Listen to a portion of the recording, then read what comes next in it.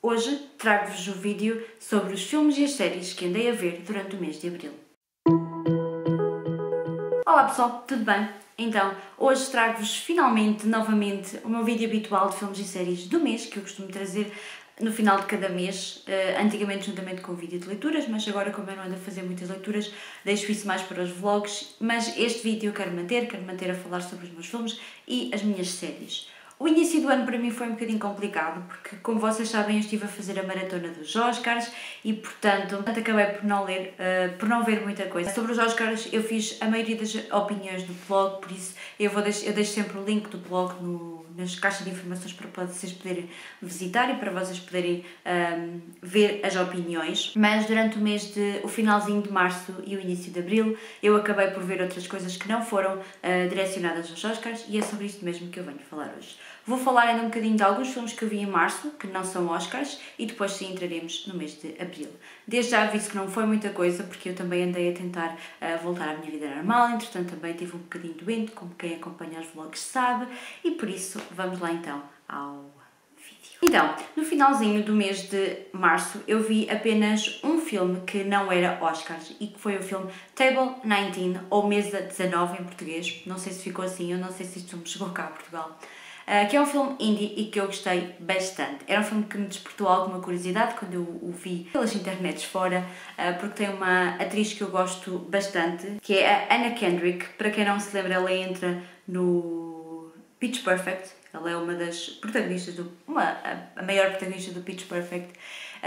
E o Table 19 basicamente conta-nos a história de um grupo de pessoas que são convidadas então para um casamento e que acabam por ficar na mesa 19, que é a mesa dos excluídos. Aquela mesa das pessoas que foram convidadas e que os noivos achavam que não iriam comparecer ao casamento. E só estava ali, sabem aquela mesinha das pessoas que quase sempre fica vazia nos casamentos? Basicamente os noivos acabam por convidar pessoas que acham que não vão aparecer. Mas este filme traz um plot twistzinho aqui da personagem da Anna Kendrick, a personagem principal, que eu achei que iria tomar um rumo muito mais clichê do que aquilo que acabou por tomar e fiquei bastante feliz que o filme não tivesse levado esse rumo tão clichê. Por isso eu gostei muito, recomendo muito para quem gosta de filmes indie e para quem quer ver um filme diferente do normal. Entrando então no mês de abril, que eu vi muito pouquíssimos filmes, vi mais agora no final do mês até do que propriamente no início, também me dei um bocadinho de uma pausa e eu sei que agora até o final do ano, durante o verão principalmente e também mais para o final do ano no inverno, eu irei voltar ao meu ritmo normal de filmes, ou então não, que eu também tenho gostado muito de ver séries agora ultimamente e que eu vou já falar a seguir. Então, durante o mês de abril eu vi o Tulip Fever, que era um filme que o ano passado me despertou muita curiosidade e que ficou nos meus filmes a ver, com certeza. Conta com a Alicia Vikander no papel principal e falam-nos então sobre a febre das tulipas que aconteceu na Holanda. Para quem não sabe, a Holanda é bastante conhecida pelas tulipas. E este filme vai se focar então num casal, num homem e numa mulher. Este homem é um homem mais velho que acaba então por ir a uma espécie de orfanato, resgatar uma das raparigas que foi abandonada pela sua família e casar com ela. Deste casamento ele quer muito ter um filho, só que ela não consegue engravidar e há um momento da história em que ele decide contratar então um pintor para fazer um retrato de família, para fazer um retrato deles os dois, para fazer uma pintura deles os dois e ela acaba então por se apaixonar pelo pintor. Isto tudo numa época em que a febre das tulipas estava em alta e as pessoas praticamente que vendiam rins e o coração e os pulmões e tudo mais para obter um bulbo de tulipas e poder vender no mercado negro ou no mercado que existia para a venda desses bulbos de tulipa. E quanto mais raros, quanto mais diferentes, eles iam crescendo e foi uma época bastante alta nesse ramo, vamos dizer assim. Eu confesso que estava à espera de um pouquinho mais deste filme. Quando vi que era um filme histórico igual a Alicia Vikander, fiquei bastante curiosa para saber o que estava por ali e acabei por ficar um pouco desiludida com o argumento. Ele é bastante simples e bastante linear, mas acaba por ser bastante clichê e bastante previsível, vamos dizer assim. A meio da história eu já tinha percebido basicamente aquilo que ia acontecer e quando o filme realmente se desenrola eu fiquei um bocadinho desiludida com aquilo que o filme nos traz. É um filme histórico, é um bom filme histórico, principalmente para relatar o que foi a febre das tulipas e o que as pessoas faziam para obter esses bulbos. No entanto, eu estava à espera de um bocadinho mais de todo o argumento, vamos dizer assim, ficcionado da história. Depois eu vi 2 documentários. Vi então o Audrey and Daisy, que é um documentário da Netflix e que fala sobre 2 casos de abuso sexual que ocorreram em 2 raparigas norte-americanas e que infelizmente não tiveram um desfecho muito positivo. A primeira conta-nos a história de uma rapariga que não foi, vamos dizer assim, violada, mas foi abusada sexualmente, e foram tiradas fotografias. Essas fotografias foram espalhadas pela escola inteira e ela acabou então por ser vítima de bullying e por não aguentar toda a pressão que esse bullying estava a exercer sobre ela. Eu fiquei um bocadinho triste com esta primeira parte da história, porque realmente achei que, sei lá, foi um bocadinho injusto para com a vida desta rapariga, que acabou por se suicidar por uma coisa que se calhar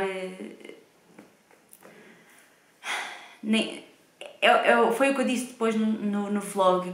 Às vezes é um bocadinho injusto quando o dinheiro e quando o estado social das pessoas se sobrepõe ao real problema das outras, e ela foi vítima de algo que é muito parvo, que é muito estúpido e que no fundo acabou por levar a que dois jovens se saíssem imundos e ela acabasse por tirar a sua vida. O outro caso relatado nesta história é de uma rapariga que foi, sim, violada por mais do que uma pessoa, apenas com 14 anos, se eu não estou enganada, e que acabou então por denunciar. Os pais acabaram por acreditar nela, né? Porque às vezes nem isso acreditam.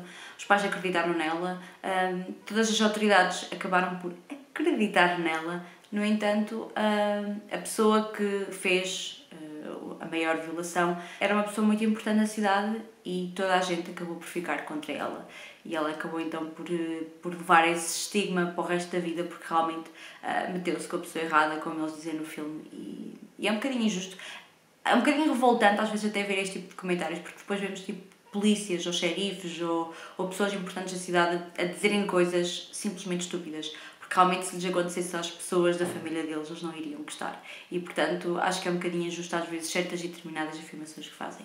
No entanto, é um documentário que eu realmente recomendo. Vi também da Netflix o The Hunting Ground, que é um documentário que esteve nomeado aos Oscars o ano passado, acho eu, ou há 2 anos, eu não me lembro muito bem, que é um documentário que contém uma música da Lady Gaga. Este fala também de violações nos Estados Unidos, mas nas universidades norte-americanas. E é realmente um bocado estranho ver todo este mundo que existe nas universidades norte-americanas, porque as universidades norte-americanas são um bocadinho diferentes das nossas universidades, ou pelo menos aquilo que nós estamos habituados. Não são totalmente diferentes, mas eles têm todo um sistema um bocadinho diferente. Normalmente eles vão para as casas da universidade, mais os dormitórios, vamos dizer assim, onde partilham quartos, essas coisas todas, mas também há aquelas pessoas que acabam por ir para as fraternidades, que cá em Portugal nós chamaríamos uma espécie de repúblicas. Só que o que acontece nessas fraternidades, e é o que acontece também cá em Portugal, as chamadas praxes, lá são levadas um bocadinho ao extremo e acabam então por praticar atos, muitas das vezes violações, atos bastante exagerados. E os relatos que nós temos neste documentário são bastante chocantes, e também a forma como as universidades lidam com os problemas são muito chocantes. O que acontece, e basicamente o que eu retiro destes 2 documentários, é que o dinheiro nos Estados Unidos move tudo. Move mesmo tudo. E quem se mete com pessoas com dinheiro nos Estados Unidos está praticamente lixado. Por isso, é um bocadinho revoltante ver este tipo de comentários, porque acabamos por perceber que é sempre injusto para com as vítimas e é sempre injusto para com estas situações, tudo aquilo que acontece, porque elas basicamente quase que não se podem queixar, porque a resposta que lhe dão é meteste com a pessoa errada, não... Estão a perceber, e portanto é mesmo um bocadinho revoltante. No entanto, recomendo, claro, que vejam estes documentários. Depois mudei um bocadinho de assunto e vi então o Forever My Girl, que é um filme romântico. Eu já andava à procura de um filme romântico para ver há algum tempo. Eu sei, eu sou uma romântica incorrigível, mas é que ultimamente não têm saído muitos filmes românticos. Estão a ver aqueles mesmo clichês, mesmo a Nicholas Sparks, estão a perceber? E quando este filme saiu, eu fiquei curiosa para o ver, confesso. Este filme basicamente conta-nos a história de um casal que no dia do casamento ele acaba então por abandoná-la, não é no altar, mas praticamente no altar, para perseguir então uma carreira como músico country. Ele torna-se então um músico muito famoso e há um dia em que o melhor amigo, um dos melhores amigos dele, morre e ele volta então à sua terra natal para ir ao funeral e para tentar fazer as pazes com o seu passado, e é aí que volta tudo, quando ele descobre lá uma... Eu acho que o trailer diz, ele descobre que tem uma filha, vamos dizer assim. E, portanto, é todo um filme romântico. Claro que o filme não é perfeito, claro que o filme tem imensos clichês, no entanto é um filme romântico. Outro filme que eu vi durante o mês de Abril foi o The Insult. Este foi um filme que estava nomeado aos Oscars este ano e que eu não consegui ver porque ele não saiu em lado nenhum a tempo dos Oscars, portanto é daqueles filmes muito difíceis de encontrar. E era um filme que eu queria muito ver pela sua temática e pela sua história e, portanto, quando ele saiu e quando eu o encontrei, tive mesmo que o ver. Este filme conta-nos então a história de Explicar-nos melhor. Este filme conta-nos a história de um homem que vive então muito bem na sua cidade natal. Este filme passa-se no Líbano. E o senhor, o protagonista da história, ele tem uma oficina e vive então muito calmamente na sua vida. Há um dia em que um senhor que está numa equipa de reconstrução das ruas acaba por ir ter com ele e dizer-lhe que ele tem uma pequena falha numa varanda e ele, como quem o vai interpelar é então um palestiniano, ele acaba então por não concordar com aquilo que ele está a dizer e acaba por não aceitar a oferta que ele tem de lhe arranjar o erro que ele tem na varanda. E no meio disto tudo, o palestiniano acaba então por insultá-lo e ele acaba então por começar uma disputa judicial contra este palestiniano. Nestas culturas, e acredito que no início no filme, quando começa, eles dizem-nos que nem todos os factos que estão aqui aconteceram realmente desta forma. Isto é só acredito que seja só uma forma de expor uma espécie de uma história que poderia acontecer naquele caso. Mas este filme serve também para mostrar que nestes países um pequeno insulto que seja uma forma de uma frase, uma coisa que se diga e que ofenda diretamente a pessoa, pode ser causa de uma disputa judicial. Aqui em Portugal também, a difamação e essas coisas todas, mas não no grau em que este filme nos retrata. E a partir do momento em que eles chegam ao tribunal e que o caso começa a disputar outros assuntos, começa a existir uma disputa nacional, mesmo nacional, entre os palestinianos refugiados que estão no país e os próprios libaneses cristãos que são contra tudo aquilo que se está a passar e todo o ódio que se junta aqui. Claro que este filme traz à tona muitos outros temas que se passaram no país, mas eu acho que é muito interessante a ver o ponto em que o filme depois se desenrola. E é muito engraçado ver a mudança que existiu ao longo do filme. No início eles odiavam-se de morte e no fim eles acabaram por se compreender. Portanto, é um filme muito interessante desse ponto de vista, eu recomendo muito. Como eu costumo dizer, os filmes que estiveram nomeados aos Oscars, os filmes estrangeiros e os de categorias mais pequenas, acabaram por ser para mim os melhores filmes dos Oscars e, portanto, recomendo muito que vejam. Todos os filmes estrangeiros foram fantásticos, este era o que me faltava ver, portanto, recomendo muito, vejam, eu gostei mesmo muito. Depois, e mudando também um bocadinho para um assunto mais leve, eu vi o filme Brain on Fire, que era um filme que eu já queria ver há algum tempo pela sua temática. Este filme é baseado em factos reais, isto aconteceu realmente a uma rapariga e é um bocadinho assustador. Basicamente, este filme conta a história de uma rapariga que acabou de sair da universidade e que se emprega então num grande jornal de Nova Iorque. Ela é bastante promissora, ela escreve bastante bem e o próprio chefe lá do jornal está bastante contente com o trabalho dela e quer mesmo que ela prossiga quer mesmo que ela vingue e que ela chegue mais longe. Só que há um dia em que ela começa, acho que é no dia do aniversário dela, que ela começa a ter momentos de paralisia, ela começa a ficar parada, sem saber muito bem onde está, sem saber muito bem o que fazer e acaba então por começar a ter comportamentos bastante dispares. De um momento ela está muito feliz, de outro momento ela está muito irritada, ela não sabe muito bem onde é que vai, como é que vai, começa-se a atrasar para os eventos, começa-se a esquecer de certas e determinadas coisas. E ela começa a ir aos médicos, mas os médicos não conseguem perceber de onde é que vem o problema dela. Até que ela começa a ter convulsões, ou lá como é que é aquilo, e é internada e os médicos continuam sem perceber efetivamente o que é que ela tem e começam a achar que ela tem um problema psiquiátrico. Só que os pais não acreditam e vão lutar até ao fim, até que se perceba que ela realmente não tinha um problema psiquiátrico, mas sim um problema no cérebro, que depois é resolvido, como devem calcular, não é? Se esta história inspirou um filme, Eu confesso que gostei da temática, gostei da temática que deram ao filme, não é? Baseado numa história real. Eu acho que é muito importante porque é realmente uma doença que acaba por não ser diagnóstico fácil e, portanto, e no final do filme é mesmo dito isso, muitas pessoas se calhar são diagnosticadas com esquizofrenia e outro tipo de doenças quando efetivamente o que têm é um problema cerebral que pode ser resolvido. E é muito importante porque depois desta história ela efetivamente escreveu um artigo para o jornal onde trabalhava que começou a ajudar muita gente a identificar os seus problemas e a poder ter um diagnóstico mais fácil. E, portanto, eu acho que isto é muito importante. No entanto, eu não adorei as interpretações. E acho que foi aí que o filme perdeu, porque as interpretações não são fantásticas, principalmente da atriz principal, que eu achei que foi um bocadinho fraquinha em relação àquilo que eu estava à espera. No entanto, gostei da temática e se querem ver um filme mais leve, não é bem leve, mas um filme tipo YA com uma temática um bocadinho mais pesada, este eu recomendo. Por último, este mês eu vi então o In the Fade, que é outro filme que poderia ter estado nomeado aos Oscars. Eu acho que ele esteve na corrida para estar nomeado, mas acabou por não ficar nomeado. O In the Fade conta-nos então a história de um casal. Ela é alemã, isto não passa-se na Alemanha, ela é alemã, ele é turco, e no início do filme nós vemos então o seu casamento na prisão, porque ele está preso, e vemos então que são um casal bastante apaixonado. O filme depois transporta-nos para uns anos mais tarde, quando ele já está fora da prisão, quando ele já tem um filho, e ele então tem um trabalho honesto e acaba então por viver com a sua família.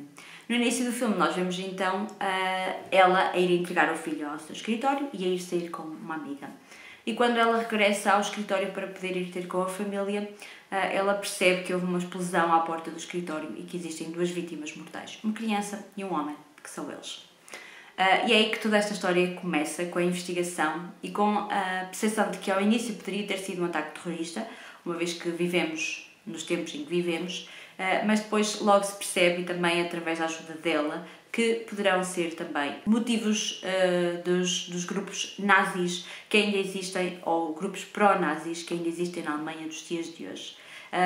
E é realmente um grupo pró-nazi que acabou então por fazer o ataque. E ela então, quando percebe isso, vai até às últimas consequências, até ao tribunal e posteriormente, noutra parte do filme, tentar que se faça justiça e que se consiga então colocar os culpados na cadeia. É um filme muito forte, realmente é um filme que evoca muito o ódio que existe entre os vários grupos e principalmente porque este é um filme que retrata coisas que ainda hoje em dia acontecem e este filme foi também uma tentativa de retratar aquilo que se estava a passar na Alemanha e que eu acho que ainda se passa, que eram grupos pró-nazis que estavam a arrebentar bombas contra pessoas que não fossem nacionais alemães, que não fossem nacionais da Alemanha.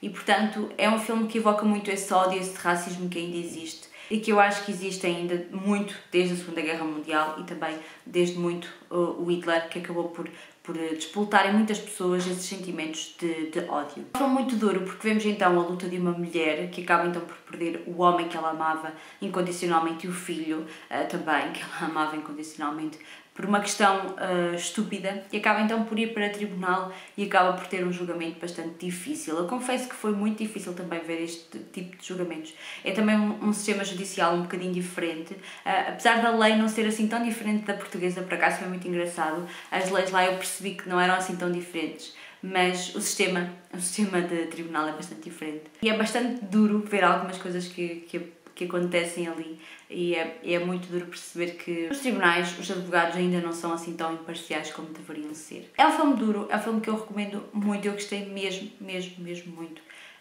E fica aqui a dica a sério, não vou revelar muito mais porque estaria a dar muitos spoilers, a sério, tenho que ver. É realmente um filme muito bom e eu gostei mesmo muito. Passando então às séries, eu este mês de abril e o mês de março acabei por ver algumas séries e portanto, acabei por ver três séries completas. Então a primeira série que eu comecei a acompanhar e que eu acompanhei completamente, para já a primeira temporada que está disponível, foi o Mindhunter. Eu estava muito curiosa para ver o Mindhunter desde que ele saiu, mas como vocês sabem eu andei muito desligada das séries e desta vez quando peguei tive que pegar e ver até ao último episódio e viciei completamente. Estou muito ansiosa que saia a segunda temporada, espero que seja para breve porque eu estou mesmo muito curiosa para ver o que é que vai acontecer a seguir. E esta série é baseada em factos reais também, os dois protagonistas desta série com nomes diferentes existiram na realidade e esta série conta-nos então a história de um agente do FBI que trabalhava no departamento de comportamento do FBI e que um dia acaba então por começar a perceber que os crimes que são cometidos, aqueles crimes mais violentos, acabavam por ter uma razão por trás e não eram simplesmente crimes do momento ou crimes, estão a perceber. Ele acaba então por conhecer um outro agente do FBI que andava a dar aulas ambulantes pelo país sobre comportamento e sobre os comportamentos ou que comportamentos é que deveriam ter os polícias na investigação, e acabam então por decidir começar uma investigação aos maiores criminosos da América e a fazer entrevistas aos maiores criminosos nas prisões e perceber que gatilhos é que eles tinham na cabeça deles que fizeram com que eles naquele momento tivessem cometido aquele crime, porque é que eram premeditados, que tipo de premeditações é que levavam, e portanto é uma série que vai muito buscar esse tipo de pessoas e vai efetivamente falar com alguns dos maiores criminosos da América. Alguns deles ainda estão vivos, achei isso bastante curioso. E também seria curioso saber o que é que eles pensam desta série que foi feita deles. Somente o primeiro que aparece no primeiro episódio, aquele grandalhão, ele ainda está vivo.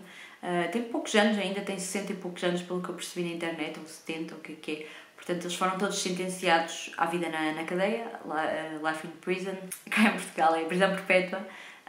E alguns foram condenados, claro, em alguns estados, à morte, cadeira elétrica, acho na altura.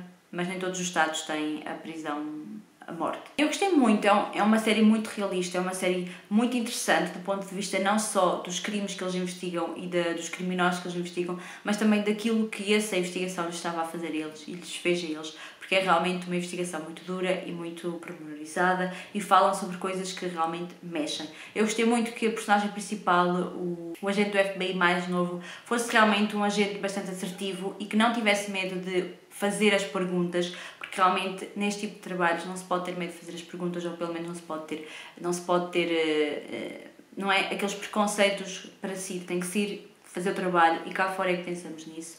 Realmente é muito interessante ver que ele é assim, e foi muito mais interessante saber que ele esteve no processo criativo da criação da personagem Hannibal, e eu fiquei bastante, não sei, estupefacta, porque realmente criaram uma personagem muito interessante e ele esteve na criação do Hannibal. Ele saiu há pouco tempo do FBI, portanto ele retirou-se há pouco tempo e até há bem pouco tempo estava ainda a investigar crimes e essas coisas todas, por isso é muito, muito interessante e eu fiquei muito curiosa para continuar a ver mais da série, porque aquele episódio final...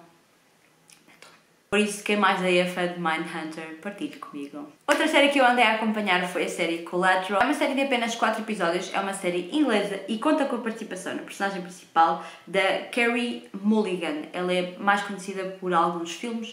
O último filme que eu vi com ela foi o Suffragettes. Esta série conta-nos então a história de um crime. Há um entregador de pizzas que é então assassinado brutalmente à porta de um prédio quando estava a entregar uma pizza. E esta investigadora acaba então por ser alistada, ser convocada para investigar este crime, e eles vão então investigar este crime. Este é um crime motivado por motivos bastante atuais, é um crime bastante atual, que envolve o terrorismo, envolve os refugiados e envolve muitas outras questões burocráticas por trás. E é um bocadinho até revelador do que provavelmente acontece nessas questões das viagens dos refugiados, e é bastante triste perceber que se é isso que acontece, é mesmo muito, muito triste. Por isso, recomendo muito que vejam a série. Não vou revelar muito, porque é uma série que tem 4 episódios, portanto é uma série muito curtinha, não dá muito para revelar, mas recomendo mesmo muito que vejam a série. E também o La Casa de Papel. La Casa de Papel é uma série espanhola. É uma série que inicialmente foi feita para a Antena 3, num canal espanhol, e não a rádio portuguesa. Muita gente não sabe isso. E que depois teve os seus direitos comprados pela Netflix para distribuição mundial.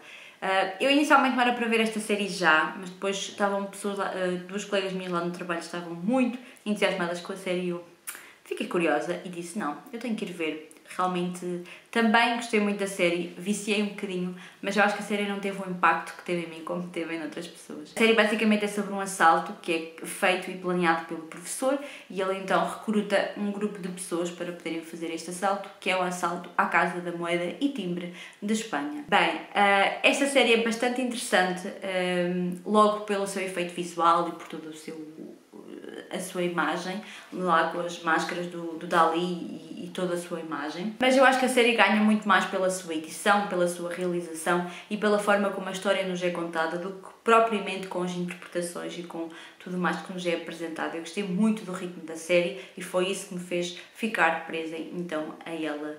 Eu estou a falar das séries um bocadinho mais rápido porque vou fazer um MyPix com estas séries e então aí irei explanar todas as minhas opiniões sobre a série. Eu confesso que não sei se estou muito curiosa com esta terceira temporada. Eu gostei muito como a série terminou, acho que, e como eles disseram depois, a série inicialmente era uma série fechada e eu acho que tinha gostado muito mais se ela tivesse ficado assim. E é isso! Estes foram então todos os filmes e séries que eu vi durante o mês de Abril. Partilhem comigo desse lado o que é que vocês andaram a ver, o que é que vocês andaram a ver de filmes e de séries. Partilhem comigo para eu também poder adicionar aos meus a ver, às minhas listas para ver. E é isso, espero que tenham gostado. Um grande beijinho e até ao próximo vídeo. Tchau!